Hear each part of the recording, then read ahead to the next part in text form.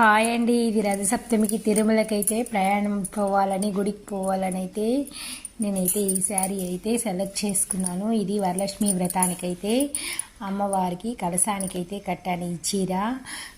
ఇప్పుడైతే నాకు కట్టుకోవడానికైతే అన్నీ కూడి వచ్చింది. నేను ఎక్కడికి వెళ్ళినా మామూలు శారీలు అయితే కట్టాను కాబట్టి ఇది కొంచెం పట్టు శారీగా ఉంది కాబట్టి మనం గుడికి వెళ్తున్నాం కాబట్టి పట్టు చీర కట్టుకోవాలనేసి అయితే ఈ శారీ అయితే కట్టుకోవాలనేసి అయితే తీసిపెట్టినాను. ఈ బ్యాంగిల్స్ అయితే ఇవి 20 సంవత్సరాల ముందు అయితే తీసుకుంది. ఆ రోజు 1 గ్రామ్ వచ్చి 500 మా ఇంటికి తెచ్చి మాకు నగలు చేసి ఆచారి వచ్చి బలవంతంగా ఇచ్చిన దానివల్ల తీసుకున్నాము. అది కూడా లేకపోతే ఇప్పుడు ఆ గోల్డ్ కూడా మా దగ్గర ఉండేది కాదు. ఎవరి పుణ్యమో అయితే గోల్డ్ అయితే మా దగ్గరికి వచ్చింది. ఈ గాజులు ఇంతవరకు చెక్కు తెలకుండా షైనింగ్ అయితే ఏమి, మోడల్ అయితే ఏమి చాలా అంటే చాలా సూపర్గా ఉన్నాయి.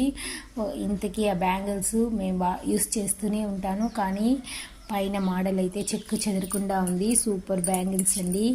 ఎప్పుడు గోల్డ్ మీద మనం ల్యాండ్ మీద కానీ గోల్డ్ మీద కానీ ఇన్వెస్ట్ చేస్తే అది తిరిగి మనకి ఒక బలాన్ని ఇస్తుంది, మనకు డబ్బు ధైర్యాన్ని ఇస్తుంది. ఈసారి ఈ గోల్డ్ పెట్టుకొని అయితే నేను తిరుపతికి రథసప్తమి వేడుకలకి చక్ర స్నానానికి అయితే బయలుదేరినాను. ఎలా ఉందో వీడియోలో తప్పకుండా కామెంట్ చేయండి, లైక్ చేయండి.